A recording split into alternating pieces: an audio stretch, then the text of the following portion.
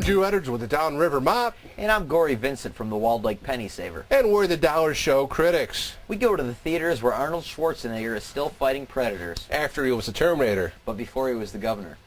Kindergarten cops still suck, though. So let's take a look at what was playing up at the Dollar Show this week. And we still have Drag Me to Hell. Saw it last week, not a bad movie. We've got Imagine That, another family comedy with Eddie Murphy. Why, Eddie, why? And we have Ninth and Museum 2, Battle for the Smithsonian. Ben Stiller returning in a sequel, strictly for the money. We also have to take it to Pelham 1, 2, 3. Ooh, I heard Denzel Washington packed down some pounds for this one. We've got Terminator Salvation. The first Arnold-less Terminator. And we've got Year One with Jack Black and Michael Cera. Jack Black was cool like 5 years ago. And the movie we decided to see this week was Terminator Salvation. Yeah. Terminator Salvation is the fourth movie in the popular science fiction series, which of course became famous when James Cameron directed Arnold Schwarzenegger in the original. This time around, Christian Bale plays John Connor, the leader of the resistance against the machines. This movie takes place in the year 2018. The plot mainly centers around the human resistance's efforts to stop the machines by jamming their signal with a signal of their own that will stop all the machines from running.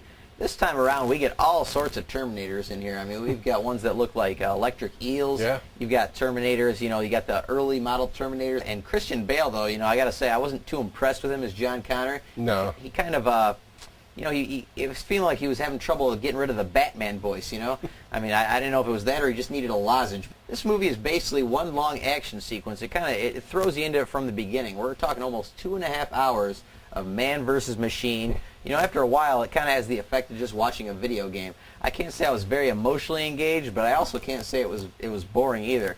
They even went so far as to use some of the old music. The Guns N' Roses song from the Terminator 2 was thrown in here, probably just to keep Axl Rose in hookers for the next few months.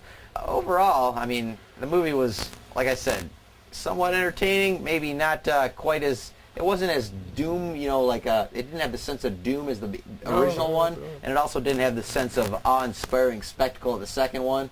Third one was kind of okay. This one I feel like it's kind of in the same realm. What do you think of it, Drew? I know how you feel there, Gory. I mean, nothing new that you haven't seen before. That's a perfect way to put this. And after a while, the special effects just kind of bored me. I mean, you saw it before, and it happened again, and again, and again. I don't know, Drew. Would you say this is worth $1? I'd say this is sort of worth your dollar, Gory, because it held my interest throughout the whole movie. I mean, movies rarely do that for me anymore. I mean, because the plot just goes here or there. But this one kept me going. Of course, the plot did have a few holes in it. There were some problems I had with it, definitely, that, this is one of those movies where if characters would just do the thing they should do, the movie would have been over like that. But, they don't just to keep the movie going. But I'm going to agree with you on this and say it is sort of worth $1. It's kind of a reserve sort of, but I mean, for $1, yeah, you're definitely getting you're going to get your money's worth on this. Oh, definitely. Okay, Gory, so that's two sortas for Terminator Salvation. Which this week I think was Salvation from another Eddie Murphy family comedy. Can't be that bad then. And this week's I'll Rent That for $1 is 1988's Die Hard, starring Bruce Willis. This is John McClane. He's a New York City policeman who's going out to L.A. for the holidays to see his wife and kids. McClane. He goes to the Nakatomi Tower where his wife is for a Christmas party and goes there to unwind and have a little fun with his wife before he goes home and sees the kids. McClane. As he's there, a group of terrorists come by, led by Hans Gruber, which is a great role done by the guy who was the guy who did that? Alan Rickman. Yeah, he sets the gold standard as movie villains in this movie, I think. Oh, definitely. Hans Gruber is. I mean, everybody knows Hans Gruber. Yeah, he's one mean bastard. You don't mess with him. So as Gruber and his men are taking over the Nakatomi Tower, of course, Bruce Willis, being the sly mofo that he is, just slips off so he could try to do something later. And for the rest of this movie, it's basically Bruce Willis versus the terrorists and a little hostage here and there and his wife here and there, too. I mean...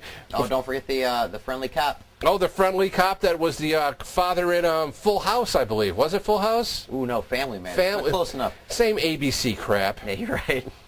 So if you want a good action movie for the weekend, I seriously recommend Die Hard. Go out there and rent this. Oh, yeah, Drew. I mean, I think... Probably most people have seen this, but you can't go wrong. No matter when this thing comes on cable, the original Die Hard, you can't go wrong with it. Classic. I mean, just hearing Hans Gruber recite the famous line, "Yippee-ki-yay," and what comes after it is worth the price of admission alone. And we'll be back next week for another movie and another DVD pick. Until then, we're the Dollar Show Critics, and we'll see you. Hans Gruber, pretty Hans badass. Gruber he is. Like you said, that was the villain. I mean, in the late 80s, I mean, everybody in the 90s, every villain in every movie was a copy of Hans Gruber. It's true. Even